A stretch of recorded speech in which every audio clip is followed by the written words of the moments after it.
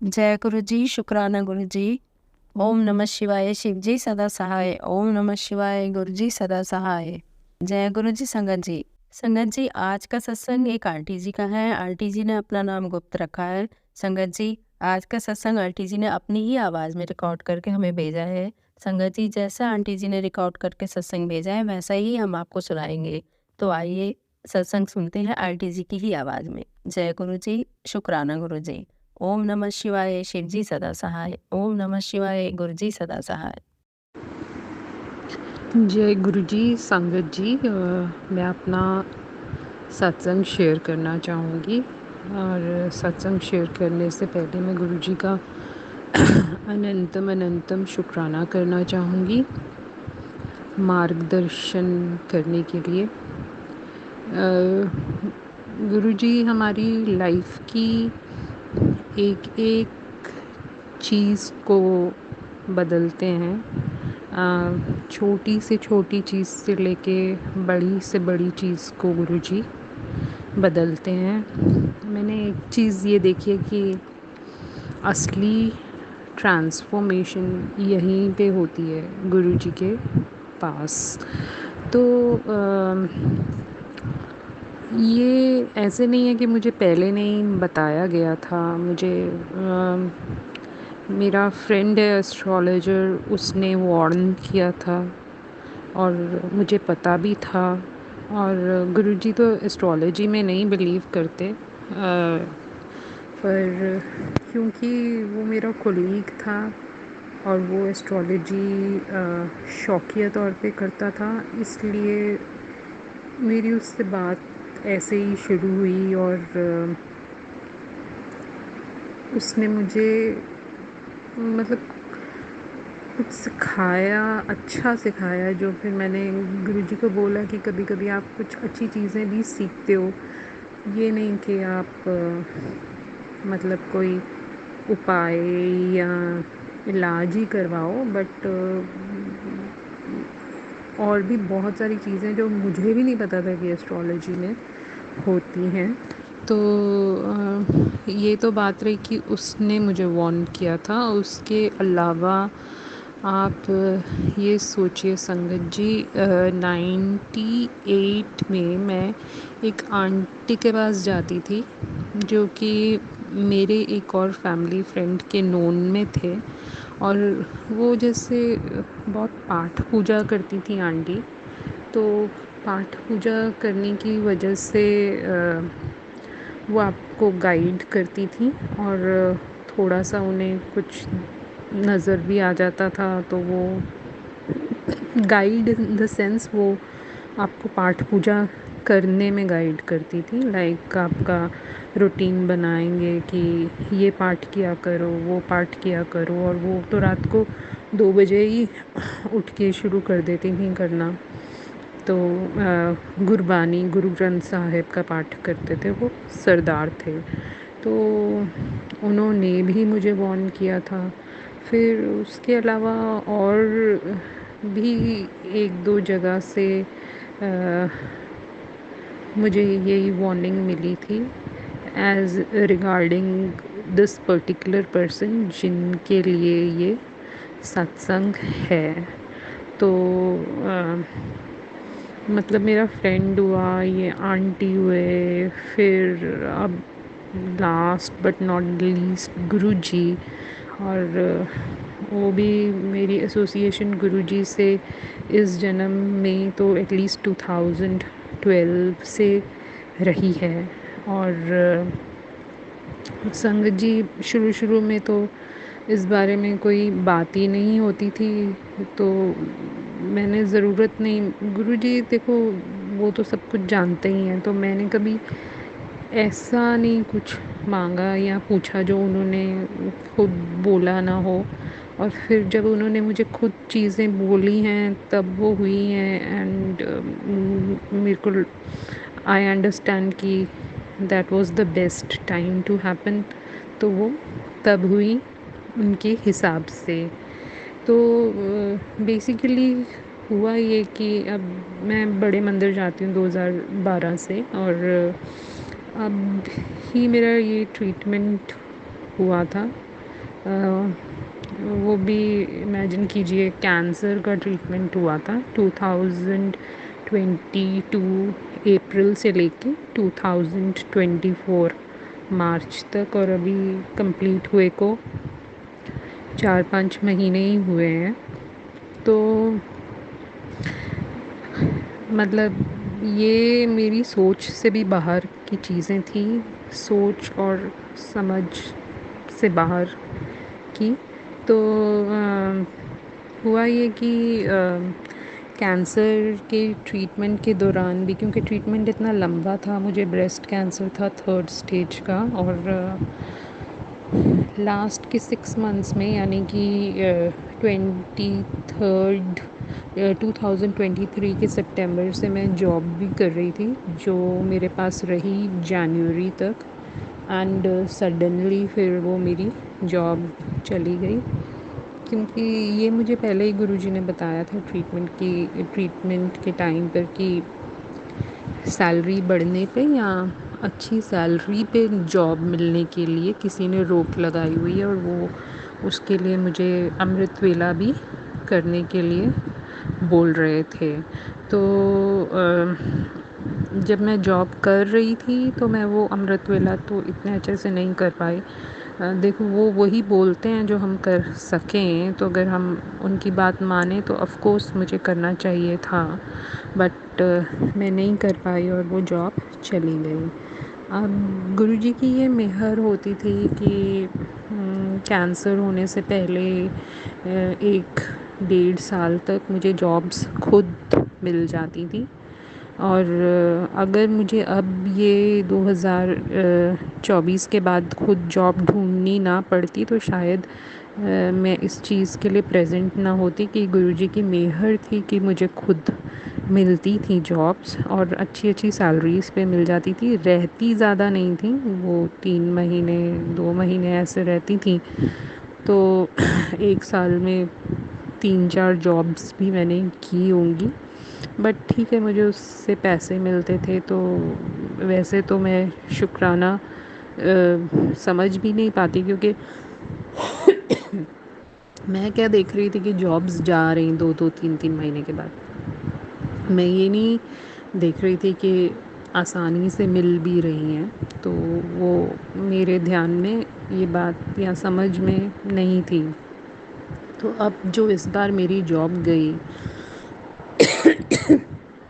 तो जैसे कि बहुत लोगों को मैसेजेस आते हैं, अचानक ही मैं यूट्यूब खोलूँ तो मेरा यूट्यूब जो है वो भर जाए ये मैसेजेस से, जो कि आपके ब्लैक मैजिक के मैसेजेस होते हैं, सत्संग, मतलब सत्संग पे सत्संग ब्लैक मैजिक का, कि ये सत्संग सुन, वो सत्संग सुन। नीचे देखूँ, एक बार स्क्रॉल करके देखूँ, 50 सत्संग सारे ब्लैक मैजिक पे, तो कितने सुन लूँ, और उनकी हेडिंग पढ़ो तो फिर यही आता था कि तेरे किसी अपने ने ही तुझ पे ब्लैक मैजिक कराया हुआ है, तेरे अपने रिश्तेदार ने, तेरे अपने फैमिली मेम्बर ने, बहुत ही क्लोज़ नज़दीक वाले रिश्तेदार ने तेरे पे ब्लैक मैजिक कराया हुआ है।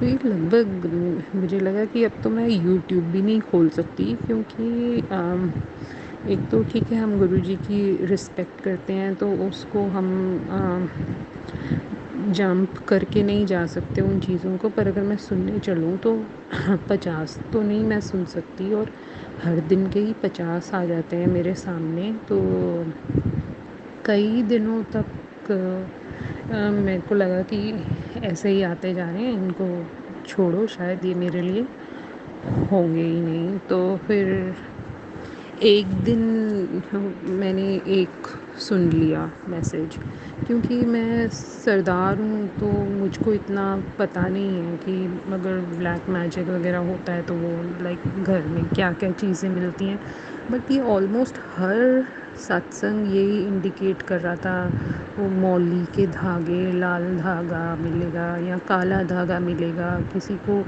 कहीं मिल रहा है और किसी को कहीं। तो बहुत लोगों को तो बताया भी गया है कि कहाँ मिल रहा है या कहाँ मिलेगा, इस जगह को ढूंढो, ऐसे मुझे भी 3-4 बार इंटरप्ट किया गया। तो पहले तो संगत जी मैंने सोचा कि चलो ठीक है यार, एक बार मैं ढूँढ ही लेती हूँ, क्या जाता है। मैंने ढूँढा पूरा घर, घर 1 BHK है, तो मुझे कुछ नहीं मिला। तो मैंने कहा कि चलो मैंने अपना कर्म तो कर लिया ना, ढूँढना था, अब नहीं मिला, कोई एक भी धागा नहीं मिला मुझे, और बाकी जो वो चीज़ें बोल रहे थे वो भी नहीं मिली। वो मैसेजेस फिर भी ना बंद हों, तो फिर मेरे ध्यान में था थोड़ा कि घर एकदम जो मेन डोर है उसके बाहर एक मंदिर पड़ा हुआ है, और है वो हमारे घर का ही हिस्सा, क्योंकि मेन डोर हमारा है। तो वो मंदिर मैंने जो है नहीं देखा है। तो मैंने कहा कि चलो ठीक है, मंदिर देखने में कितना, मंदिर मतलब मंदिर के अंदर कुछ नहीं रखा हुआ, बट खाली मंदिर पड़ा हुआ है। और मंदिर एक्चुअली लैंडलॉर्ड्स का है, उन्होंने ही ऊपर ऐसे रख दिया है। तो वो हमारे घर के बाहर पड़ा हुआ है, तो मैंने सोचा कि चलो इसकी भी सफाई कर देते हैं। तो संगत जी मैं गई, मंदिर को खोल के देखा, उसमें कुछ नहीं मिला। उसके 2 ड्रॉर्स थे। जब मैंने एक ड्रॉर खोला तो वो सारी चीज़ें जो सत्संग में बोली हुई थी वो मुझे उधर मिली, जैसे कि लाल मौली मिली मुझे, कुछ चावल और कुछ और ऐसी चीज़ें भी मिली, कुछ सिक्के मिले, सिंदूर मिला, जो कि मैं ज़िंदगी में पहली बार ऐसी चीज़ देख रही थी। तो मैंने वो सब उठा के फेंक दिया, ड्रॉर को साफ़ कर दिया। तो फिर मैसेजेस थोड़े से कम हुए, बट फिर वो इंडिकेट भी देखो, बिल्कुल ठीक इंडिकेशन की है, तेरे बेड के साइड पे कोई एक काली अलमारी है। वो अलमारी नहीं है एक्चुअली, ड्रेसिंग टेबल है हमारे यहाँ पे। तो उसमें देख, वहाँ भी कुछ पड़ा है। और उस टाइम पे वो ताबीज़ ढूंढने के लिए बोल रहे थे गुरुजी। तो मैंने कहा कि चलो देख लेते हैं। उस अलमारी को मैंने ब्लैक मैजिक के सामान के लिए, जैसे मौली और ये कोई लाल चीज़ें, इन सब के लिए भी बहुत ढूंढा, बट वो नहीं मिली। बट जैसे ही मैंने ड्रॉर खोल के देखा तो मुझे एक गोल सी चीज़ मिली, सिक्के जैसी, जो कि मेरे ही जो मैं बैग ऑफिस में कैरी करती थी उसके नीचे अच्छे से छुपा के रखी हुई थी। तो फिर मैं समझ गई कि ये ताबीज़ वही ताबीज़ है जो गुरुजी बोल रहे हैं। तो उसको मैंने निकाल के फेंका। फिर तीसरी बार संगत जी ऐसे गुरुजी ने कोई गिफ्ट बोल रहे थे कि तुम्हें मिला है। तो मुझे याद आया कि मुझे मेरे बर्थडे पे मिला था, मेरे फैमिली मेम्बर ने ही दिया था। तो वो भी मैंने फिर फेंका उठा के। और चौथी बार ये कि क्योंकि अब पहले मैं गुरुजी की बात, पूरे ट्रीटमेंट में मैंने गुरुजी की बात कभी की नहीं थी जब तक मैं ट्रीटमेंट ले रही थी अपने होम टाउन में। बट जैसे ही मैं जॉब के लिए आई तो यहाँ पे मंदिर आना जाना हो जाता। फिर गुरुजी ने खुद ही कहा था कि अपनी मम्मी को लेकर आना, तो फिर मैं उनको लेकर गई। तो ऑब्वियसली थोड़ा कुछ बोलना पड़ा, और फिर गुरुजी ने ये कह दिया कि घर में सत्संग करवाओ, ये सब अकेले बैठ के करो चाहे। तो इसके लिए गुरुजी के स्वरूप भी आए, फिर अखंड ज्योति दीपक भी आया। फिर मैं अपना जो वो कॉपर का लोटा है उसमें ऑफ कोर्स पानी जल प्रसाद ग्रहण करती रही थी, और रही भी हूँ। कैंसर ट्रीटमेंट के पश्चात भी मैं उसे ग्रहण कर रही हूँ। तो ये सारा मिला के मेरा एक मंदिर जैसा जो है वो बन गया। तो और फिर सत्संग में मम्मी फिर साथ में बैठते ही हैं, एक दो बार हाँ, एक बार मंदिर भी गए हैं और 1-2 सत्संग भी उन्होंने अटेंड किए हैं, तो इससे ज़्यादा तो कभी बातचीत होती नहीं। बट हाँ, इस सत्संग के लिए मुझे लानी पड़ी गुरुजी के लिए प्लेटें, स्टील की प्लेटें, और फिर उनके लिए कप, उनके लिए ग्लास, और उसको बड़े अच्छे से मैंने किचन की एक अलमारी में ऊपर रखा। तो जो हर दिन मैं चाय का भोग लगाती थी वो कप तो नीचे रहता था, तो ऊपर की प्लेटें एज सच कभी यूज़ होती नहीं थी। बट ऐसे ही एक दिन अचानक मेरा हाथ जो है वो ऊपर चला गया, तो मेरे हाथ में प्लेटें तो आई नहीं, बट जो भुट्टे हैं, भुट्टे के बाल और उसके अंदर एक थोड़ी सी जली हुई बाती एक पड़ी हुई थी। जैसे ही मैंने वो जली हुई बाती देखी, जो कि तेल में नहीं भिगोई हुई थी, बस उसकी एक टिप जलाई गई थी, तो मैं समझ गई कि ये फिर से ब्लैक मैजिक का ही सामान है। और फिर मैंने उसको भी फेंका, तो मुझे समझ आ गया कि घर में कौन कर रहा है, कौन सा फैमिली मेम्बर ये सब कर रहा है। और फिर उसको मैंने फेंका, और फिर मैंने एकदम अचानक से तो नहीं, बट कुछ दिनों के बाद अपने जो एस्ट्रोलॉजर फ्रेंड को मैंने मैसेज किया, और मैंने उससे पूछा कि जो भुट्टे के बाल होते हैं और उसके साथ अगर बाती मिले ऐसे, तो क्या उससे ब्लैक मैजिक किया जाता है? तो उसका आंसर आ गया हाँ। और फिर उसने मुझसे बहुत सारे सिम्पटम्स पूछे कि तुम्हें क्या क्या होता है। तो मैंने उससे पूछा कि इससे करना क्या चाहता है कोई? तो कहते हैं बस ऐसे ही प्रॉब्लम्स क्रिएट करना चाहते हैं तुम्हारी लाइफ में, बट तुम्हें होता क्या क्या है? तो लाइक मुझे ख़ारिश बहुत होती थी बॉडी में। मैं 4-5 महीने से देख रही हूँ इतनी ख़ारिश संगत जी की। और जैसे आप ख़ारिश करोगे ना, वहाँ जैसे आपने ख़ारिश की उसके साथ साथ वो लाल लाल पूरे निशान बनते जाएंगे, जैसे कि ब्लड क्लॉट हो गया होता है वहाँ पे। तो बहुत जगह अब मेरा ट्रीटमेंट ब्रेस्ट कैंसर का हुआ है, और उसमें मेरी एक ब्रेस्ट यानी कि राइट ब्रेस्ट रिमूव कर दी गई है। तो फिर मुझे लेफ़्ट ब्रेस्ट पे ख़ारिश हुई, इतनी ज़्यादा ख़ारिश, तो वो मुझे नहीं ठीक लग रहा था। तो फिर मैंने वहाँ भी जल प्रसाद लगाना शुरू किया, तो वहाँ ख़ारिश जो है वो बंद हो गई। तो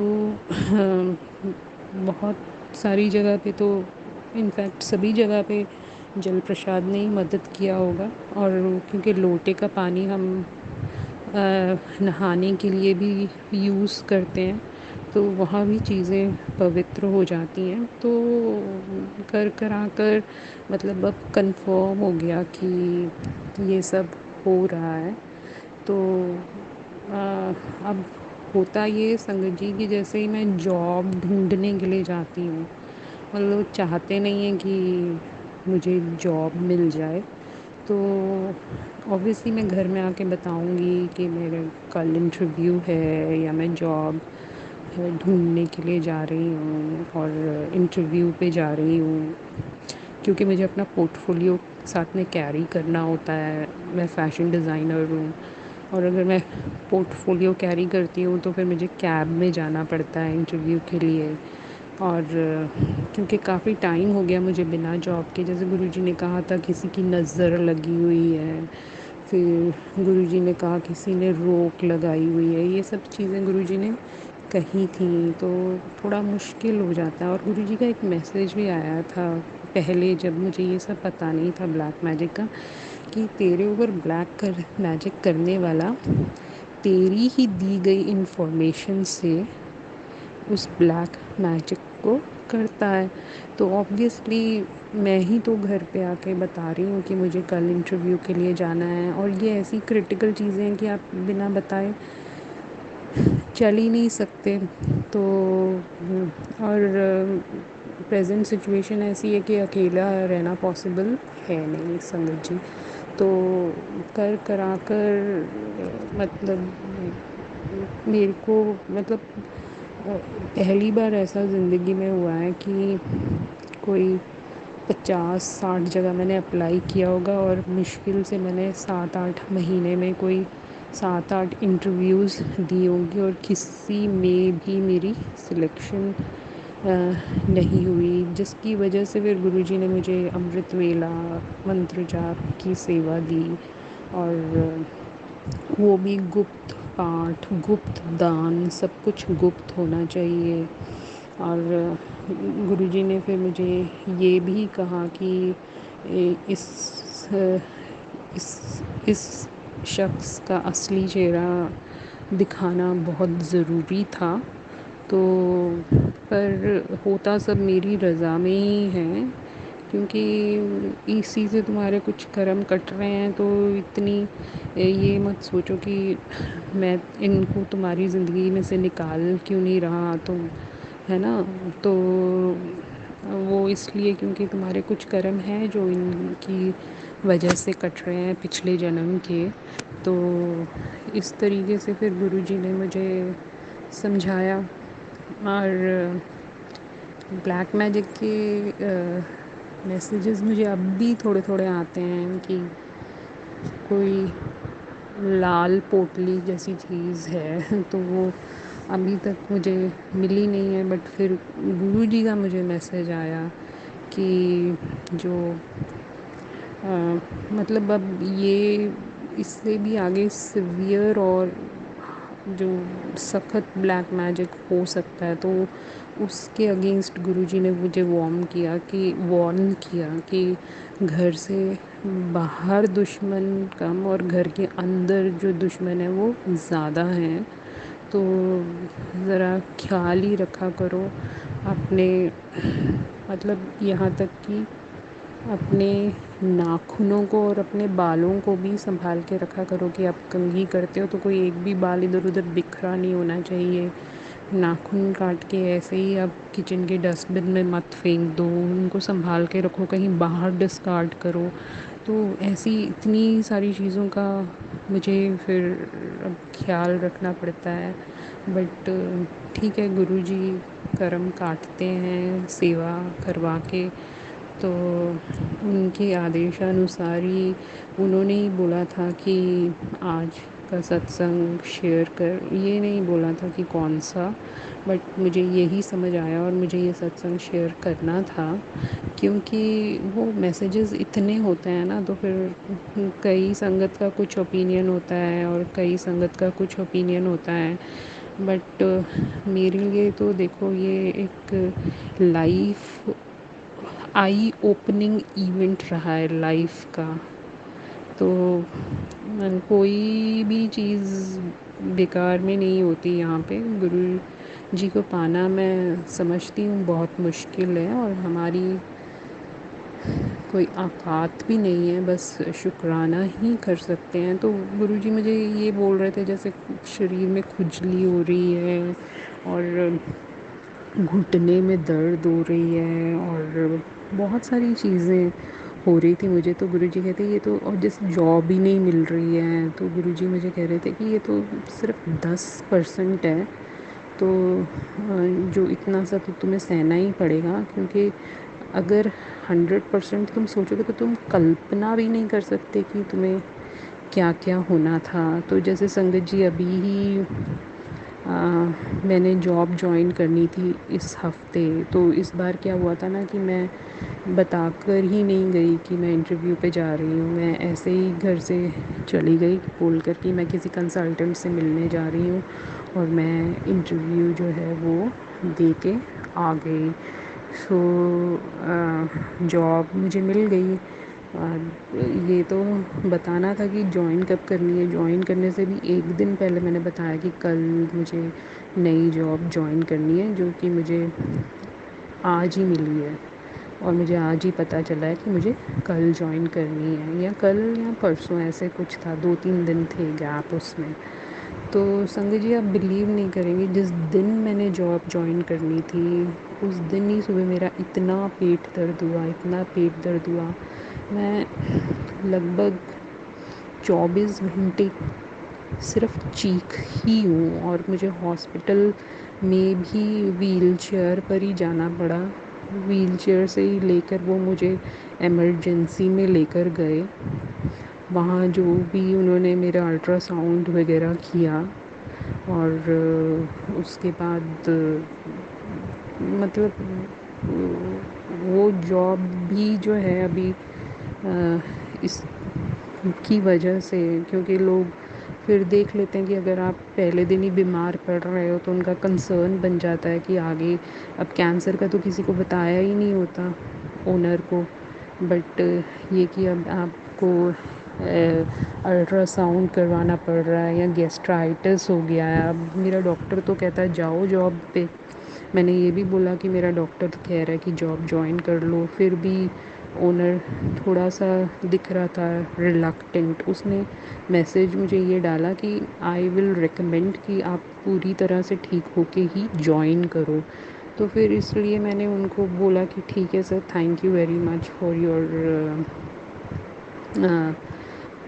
inputs, your kind inputs, but if I take a leave of say 1 week and then join, then please do let me know whether you want me to join or not, जिसका अभी तक मेरे पास जवाब आया नहीं है। तो मैं अब ये समझ के चलूँ कि वो जॉब चली गई है या क्या है, क्योंकि गुरुजी ने तो जिस दिन मैं जॉब करने जाना था, मैं सोचूं कि जॉब ज्वाइन करने से पहले ही गुरुजी का मैसेज आ रहा है कि एक रास्ता बंद होता है तो रब 4 रास्ते खोलता है। ये क्यों बंद हो रहा है? अभी तो मैंने कल ज्वाइन करनी है जॉब, तो वो अगले दिन पेट दर्द होना था, ये सब होना था, वो मुझे पता ही नहीं था। तो फिर गुरुजी कहते कि नहीं, तुम लोगों को पता नहीं होता, बट तुमको इससे बेटर जॉब मैं दिलवाऊंगा, थोड़ा सब्र रखो। तो संगत जी, सब कुछ अब गुरुजी पर ही है, और देखते हैं वो क्या करवाते हैं। उनका अनंतम अनंतम शुक्राना। इसी के साथ जो है मैं अपना सत्संग ख़त्म करना चाहूँगी। मुझे नहीं पता ये ब्लैक मैजिक करने वालों को क्या मिलता है ब्लैक मैजिक कर कर के, और ज़िंदगी में इनके पास कोई और रास्ता नहीं होता।